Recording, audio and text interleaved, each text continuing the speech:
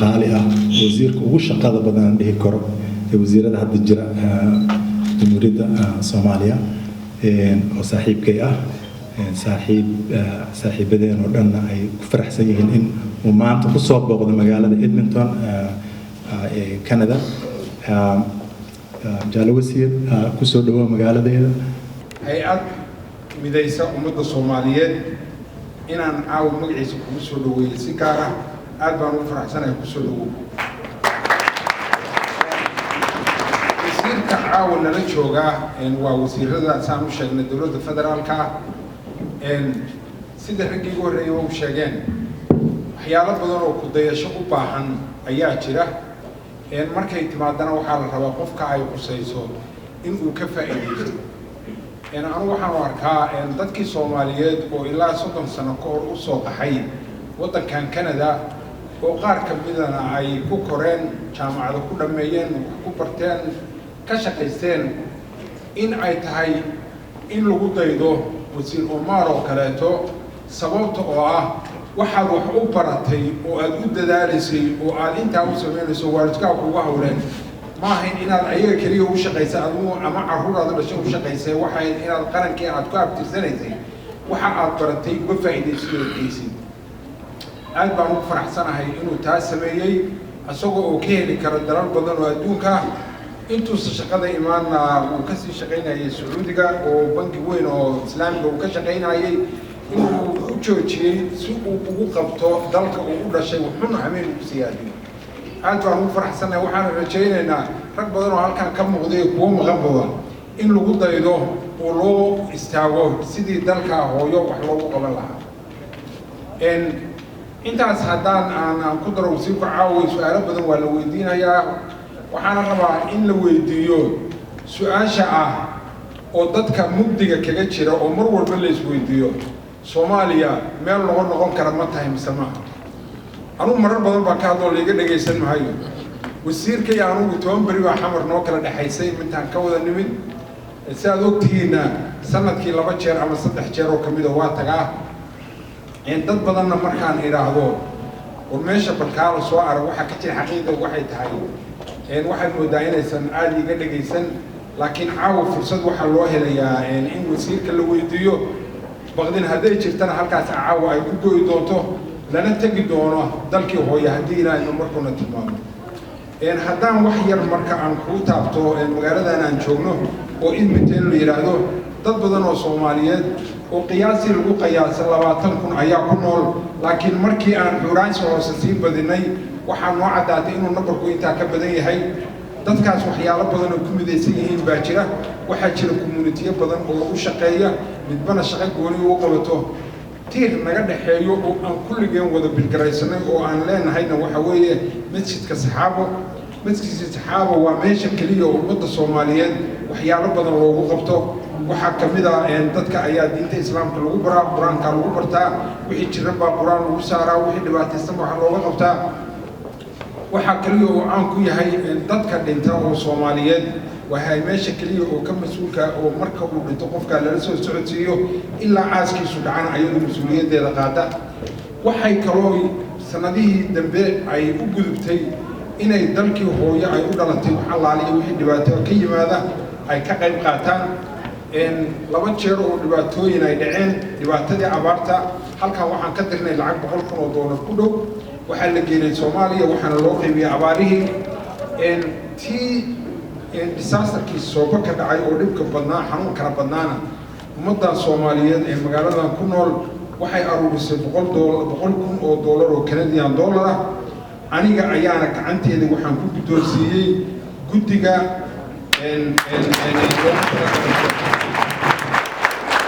runtiina waxay noqdeen jaaliyadaha ugu sareeya waxa qabadkii halka ka dhacay mar raba caawina halkaan aan ku dhex daro waxaan kaga soo diyaariyay barnaamij dhan oo aan habeenada kamid ah hadii ilaahay dadka loogu yeeri doono warbixin fiican laga siin doono waxa ku muuqata marka waana dalkii tagine dadku dalkii waa ka tirsan yihiin wali si fiican bay ugu warqabaan dhibka soo yimaadana waa kuwa ka qayb qaataan waa dad diaspora in general waddanka dhaqaalihiisa haddaa fiiriso meelaha uu ka yimaado waxa aan caawinaad u helno ama waxyaabo kale aan u helno ama waddanka aan ka soo saarno waxaa ka badan lacagta dibadda ka tagta oo dadka idinkoo kale ah barafkaad aragtay ku shaqaynaya lacagta ay diraan waa lacagta waddanka lagu dhisay ee lagu nooliyo waxna lagu bartay marka diasporaha runtii dadkeenan dibadda naga joogo ahmiyad weyn ayay waddanka inoo leeyihiin horumarka waddanka uu gaaray ee aad arkaysiin maalin kasta oon sharxi doona hadduu ilaahay ka raalli noqdo waxaa runtii hoggaan u ah madaxweynaha Soomaaliya Maxamed Cabdullaahi Farmaajo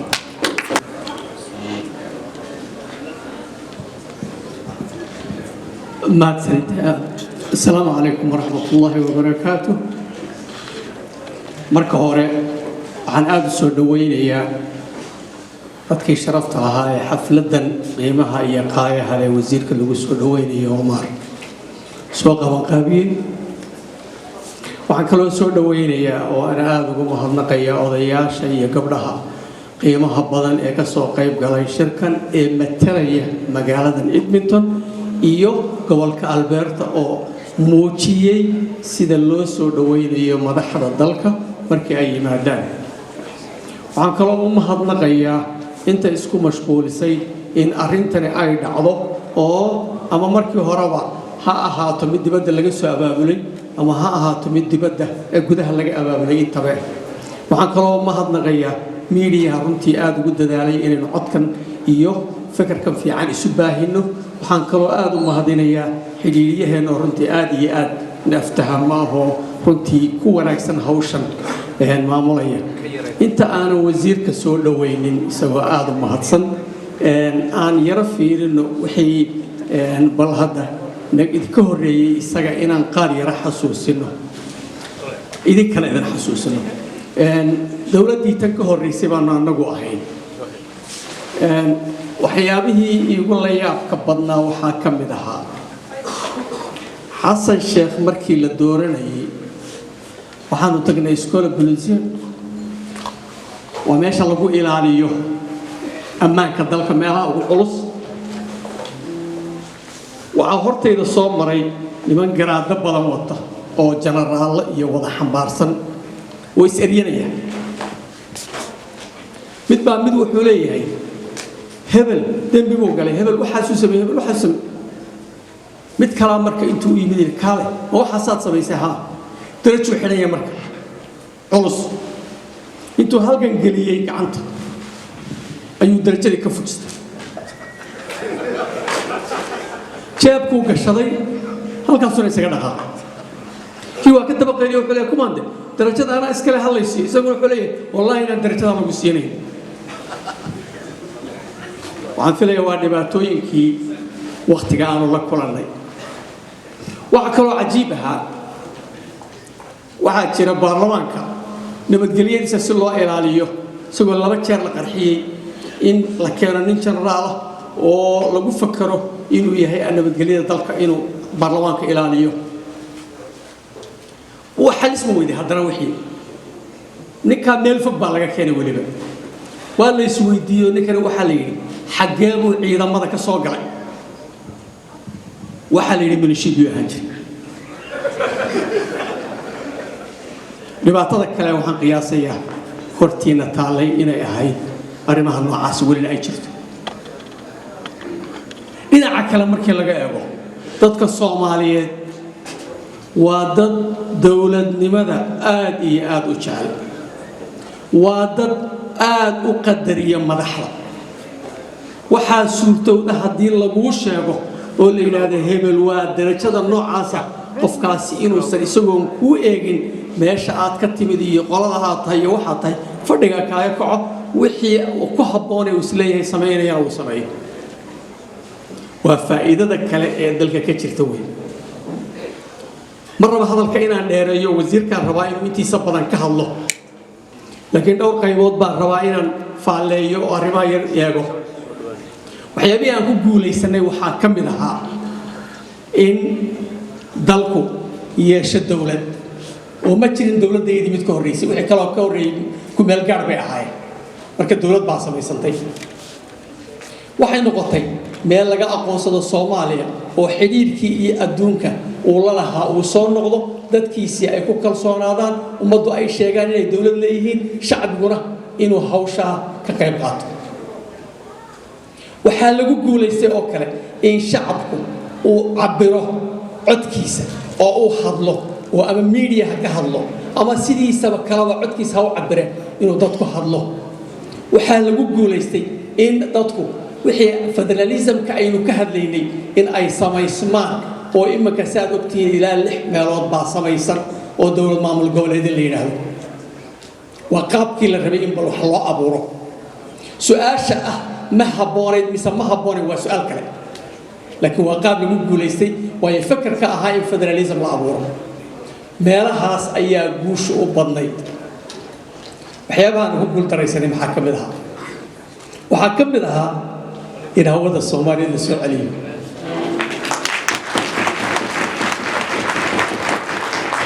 waxaan maleeyahay wasiirkeeduna uu fadhiyaa warbixin yar horeyna waa laga bixiyay inta kale isaga sheegi doona ana mar rabaa ku mashquul waxyaabaha kale aan ugu guuldaraysanay waxaa ka mid ahaa in isgaarsiintii Soomaaliya la soo celiyo isgaarsiinta maxaa ka mid ah waad garanaysaa maamulaya communication 252 waxa weeye area code Soomaaliya iska leedahay ilaa ay hadda inuu gacanta ku haysan cid kale ayaa maamusha laakiin dawladda hadda jirta Cabdi Cashuur waxaan aad ugu mahadnaqayaa isaguna inuu soo celiyay oo hadda isgaarsiintii Soomaaliya wadada ay ku jirtaa kulliba ilaa inta ay wada gaarsiisan tahay oo isla garan kareen shayga aan kale ku guuldaraysanay waxaa ka mid ah in dalka loo dhiso maxkamadihii dastuuriga ah dawladda wali ma dhisin wali waa xoriyaan la iyaga laftooda isaga hadda awoodiisa ma haysa wax maanta lagu xujeenay wax uu dhismo waayeen laakiin waa dhibaatada dalka ka jirta ee wax uu xalismo waayeen aad maqasheen maxkamadihii qaabka ay u dhisan laayeen tusaale ahaan haddaan ka bixiyo waxaa ka mid ahayd waxaa jiray maxkamadda dalka Soomaalidu in ay 8 kursi oo baarlamaanka ay cadeeyeen inay yihiin 8 kursi oo xaq darro ku yimid maxkamaduna ay go'aan ku gaadhay oo la fidiyay oo la yiri 8 kursi oo doorasho lagu caliyay dalka Kenya oo inagu dhagan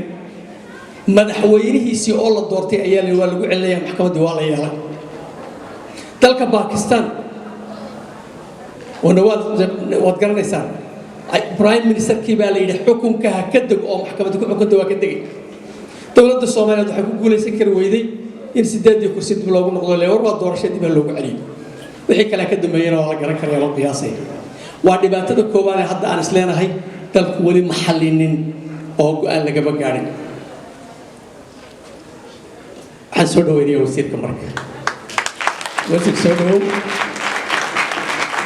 isaga ay hadal noogu filan marka waxaan filayaa la istaago loo saxbiyo la soo dhaweeyo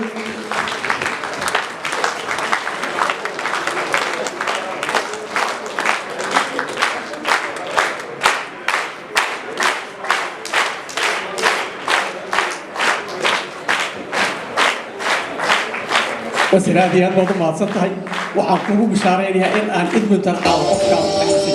بريسودو أمر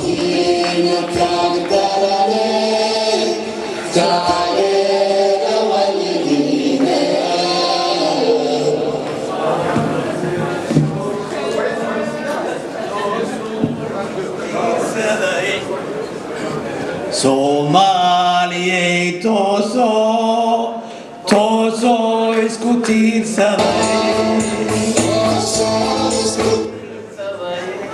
adbakina tagdaranay taageera waligine calan yow tilmaam wacanba midabkaagu taan ku yaho xidigtiina tirinaysa dhaxda kaaga sii taale Soomaaliya toosoo isku tiirsaday hadbakiina taagdaranay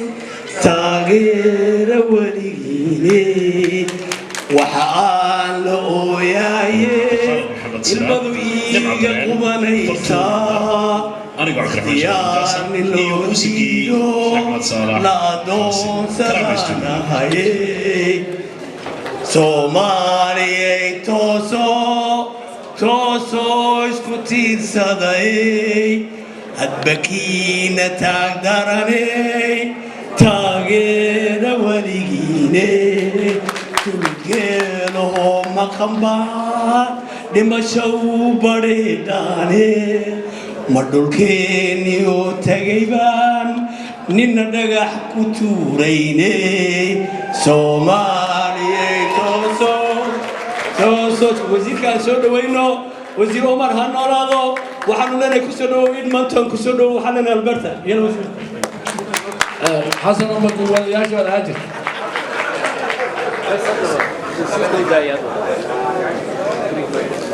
بسم الله الرحمن الرحيم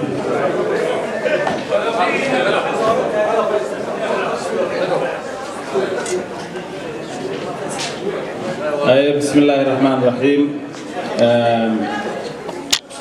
Somali community Edmonton iyo nawaaxigeeda runtii aad iyo aad ayaan idinku mahadcelinayaa marka ugu horeyso culamaa diinta dhalinyarada hooyooyinka community leaderska dhammaan aad iyo aad ayaan runtii idinku mahadcelinayaa soo dhaweynta soo dhaweey Jamaal walaalkeen Jamaal oo arrintani gacan weyn ka geystay soona abaabulay oo hooyadiis ay geeriyootay maanta waxaan tacsiya ayaan halkan ooga diraynaa marka ugu horeyso Allah u naxariisto azamullahu ajrakum waxaa maanta runtii sharaf weyn iyo in Somali community-ga halkan deganay runtii si sharaf leh halkan igu soo dhaweysay arrintaasna waxay cadeynaysaa arrin hadda laga dhawaajiyo oo ah dawlad jaceylka dadka Soomaaliyeed ay dawlad jecel yihiin markii ugu horeysay magaalada Edmonton waxaa mid aniga 1994 ayaan mid aniga nin hadda gadaal fadhiyo guuleed maxaa Umar Jaasi aniga ayaa isla soconay halkan 1994 ayaan halkan mid waxaa kale oo caawa halkan fadhiyo runtii dad badan oo qaarkood aniga wadanka igu soo dhaweeyay iyo qaar aniga aan ku soo dhaweeyay intaba marka waa habeen runtii aad iyo aad xiiso u leh waxaa kale oo aanan rabin dadka inaan hal u sheego runtii waxaa kale oo fadhiyo halkan hooyo aniga dhinaca igu soo korisay koriskaygana wax ka geysatay Xurriye Cali Maxamed oo geeskaas fadhida ayadana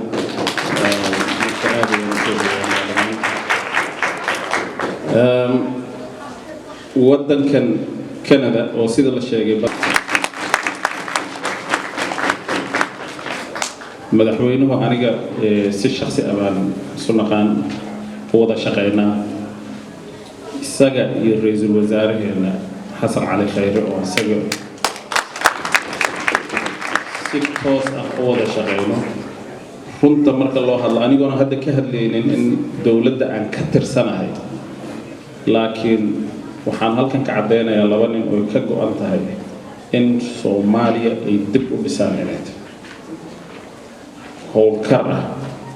waxaa kaloo runtii aad ugu ammaanaya in shaqada annaga ay noo idmadeen oo ah aniga wasaaradeyda oo kale for example inay gacanta nooga qaadeen faraha nooga qaadeen oo kor ay nooga ilaaliyaan oo ayna wasaaradda nala maamulin taas ayaana noo fasaxaysa in achievementska badan ee aan sameynay inaan gaarno taas ayaan runtiina aad ayaan ugu mahadcelinaynaa oo mararkii hore cilada ahaan jiray xaaladda wadanka ayaan rabaa wax yar inaan idinkaga tartaabto marka ugu horeysa intiina tagtay way tagtay opportunity u helay markii aan Canada ka tagay aniga waxaan ka shaqeyn jiray wadankan ayaa muddo dheer ka shaqeynayay markii aan wadankan ka tagay ayaa waxaan interview u galay shaqo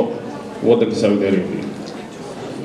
dadkii interviewga iga qaadayay nin ka mid ah ayaa wuxuu i weydiiyay ma laga yaabaa inaad halkan inta ka tagto Soomaaliya aad ku laabato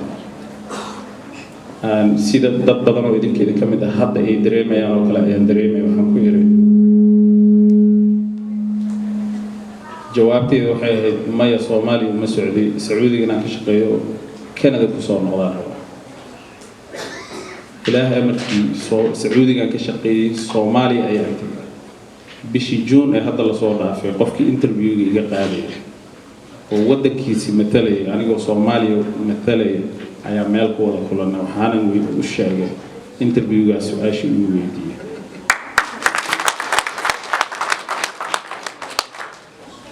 marka tusaalahaas waxaan ku soo qaadanayaa qof kasta oo Soomaaliyeed meel kasta oo aad tagto waddan kasta oo ku raagto aniga dugsi sare halkan aan ka dhigtay jaamacad iyo waxa dhan halkan aan kaga baxay laakiin meel kasta oo aad tagto waxaan la hureynin waddankii hooyo marka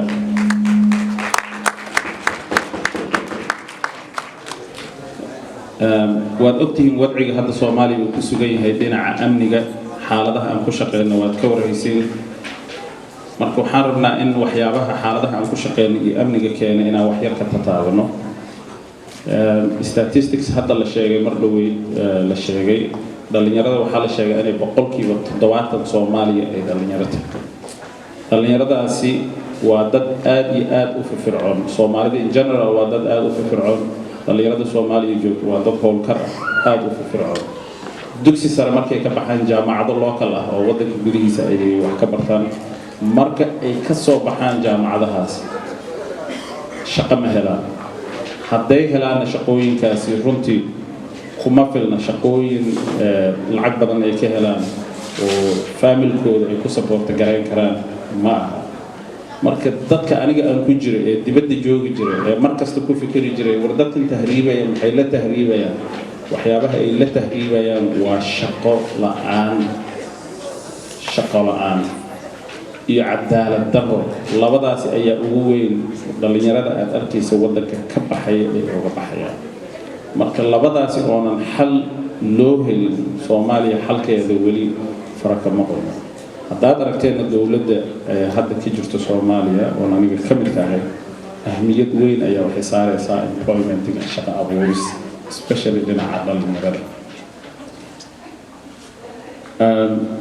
dhinaca hooyooyinka dadkiina xamar tagay ama telefishinada ka arko waxaad arkaysaa jidadka magaalada oo idin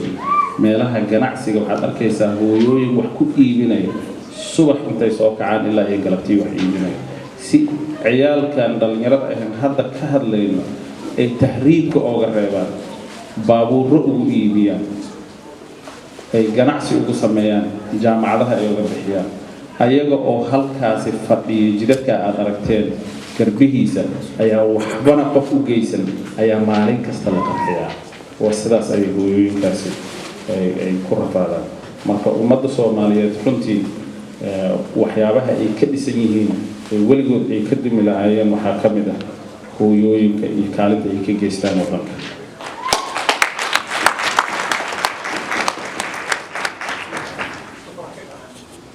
dhinaca amniga waddanka sida la sheegay waa federalism ayaa ka jira gobolada maamul goboleedyada qaarkood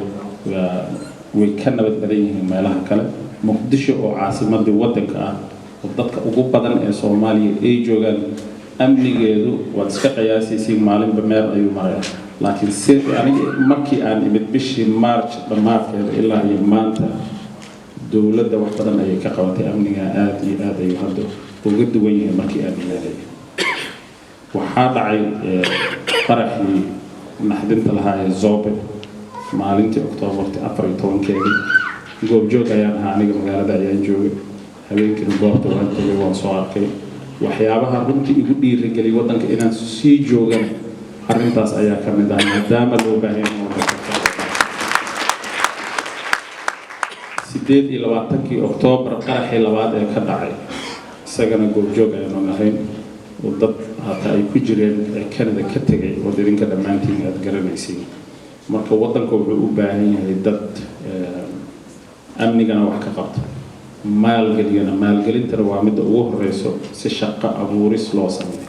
qofka dhalinyarada ee jaamacad ka soo baxay ee aanan haysanin shaqo wax kale aanan haysan subaxii intuu soo kaco idle ah oo maalintii oo dhan iska joogo in uu ku biirayo argagixisada iyo meelaha kale uu wax ka heli karo waxa weeyaan waa qof kasta iska fahmi kara arrintaas marka maalgashiga dadkiina dibadda jooga runtii waddanka waxaa loo baahan yahay inaad maalgelisaan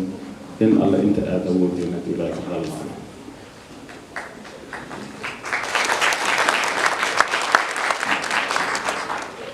dhinaca dhaqaalaha dawladda juhdi badan ayaa waxay gelisay dhaqaalaha sidii wax looga bedeli lahaa dhaqaalaha hadaan waxba laga bedelin amnigu marnaba ma sugmi karo bishii hadda aan soo dhaafnay ee November waad aragteen in dowladda Qatar heshiis aan la saxiixnay $200 milyan oo jidad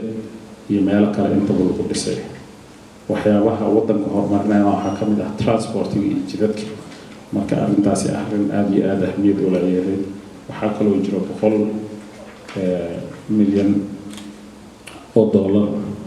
dowladda Jarmalka hay'adda ka tirsan ay sameynayaan in ka badan $300 milyan oo USAID ay Soomaaliya gelinayso markii ugu horeysay ayadoona kala siireen NGOs wax ay dowladda soo marsiinayso ahmiyadda arrimahan ay leeyihiin dhaqaalaha waxaa runtii loo baahan yahay in si fiican loo fahmo bishan hadda aan ku jirno 5 December ilaa 11 sida la socotiin hay'adda IMF dowladda Soomaaliya waxay ku amaantay in jidkii deynta loogu dhaafi lahaa aan ku socono ahmiyadda deyn dhaafidaan waa marka inaan xiriir kaga explain karo jid innaga ma dhisan karno hadda deked ma dhisan karno lacag ma haysan hataa wadamada lacagta haysta ayaa deyn qaato marka deyn ma qaadan karno innaga oo deyn kale lagu leeyahay deyn muddo dheer lagu lahaa ayaa naloo haystaa deyntii marka si nalooga dhaafo shuruudo ayaa nalagu xiray shuruudihiina lagu xiray shuruudo aad iyo aad u adag qaar ka mid ah aniga nafteyda ayay khuseysay shirkado ganacsi dad Soomaaliyeed saaxiibo aan ay leeyihiin oo muddo hore haystay weligood ka soo shaqaysanay ayaa waxaa qasab noqday in intaan ka qaadno aan gacanta dowladda dib u soo gelino marka wuxuu ahaa runtii arrin aad iyo aad u xanuun badan laakiin annagoo fiirinayno danta waddanka ayaa dhammaan dowladda arrintaasi ay gacan weyn ka geysatay ganacsatadaas oo dhanna waa laga soo qaaday ganacsiga ay haysteen dib ayaana dowladda loogu soo geliyay si aan ugu baasna imtixaanka IMF ay naga qaadayaan waxaa kaloo ku jiray dhinaca la dagaalanka corruptionka oo kale intaasina waan ku guulaysanay marka IMF reporting ay soo saartay markaad arkaysiin shaqo badan juhdi badan ayaa runtii arrintaasi galay waana guul aad iyo aad u weyn oo u soo hooyatay ummaddeena Soomaaliya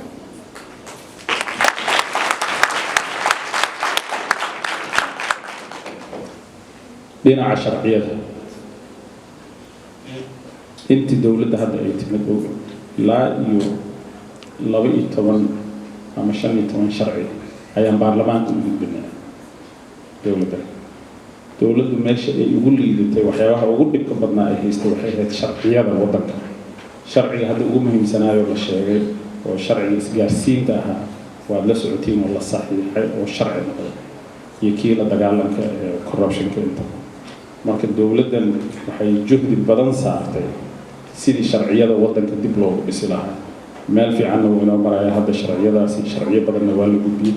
kuba badan oo intaa ka badanna jidkay kusoo jiraan dowladaha ka raamaqlo isteejyadii ugu dambeeyey ee loogu gudbin lahaa baarlamaanka ayay kusoo jiraan dhinaca wasaaradda haddaan usoo laabto waxaan rabaa marka ugu horreysa inaan xuso wasaaradda guulaha ay gaartay oo meel kasta laga sheego oon credit badan ku helno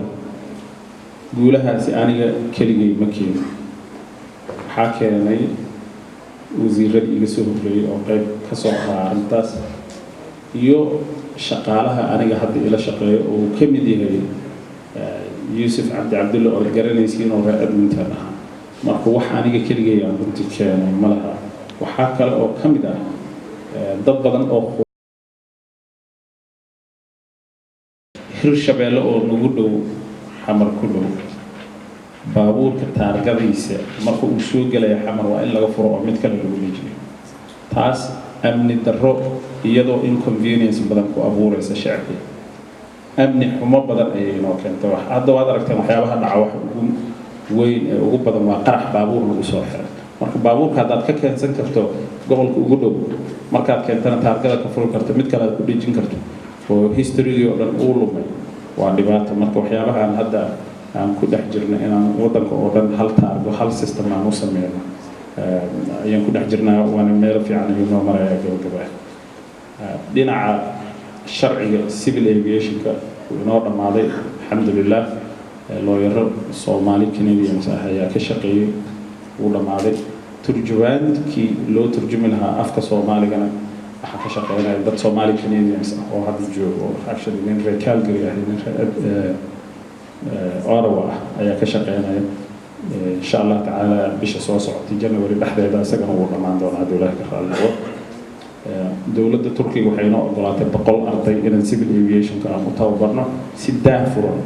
oo Soomaalida ay u wada simantahay iyo iyagana loogu tartamaya dowladda ka raaliyo noqdo January ama February ayaan diri doonaa iyagana dowladda ka raaliyo noqdo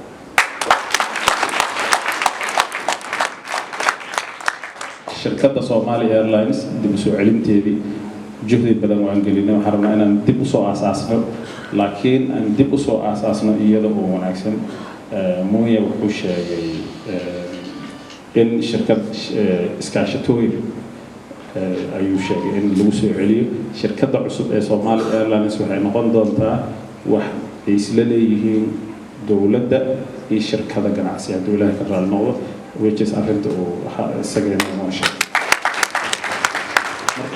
waxqabadka dowladda iyo intaas ayaan kusoo gabagabeynayaa wixii su'aalaha u baahantiin insha Allah tacaala halkaas ayaan fadhiyaa weydiinaa iyo suggestions ka ahaysiin dhammaan thank you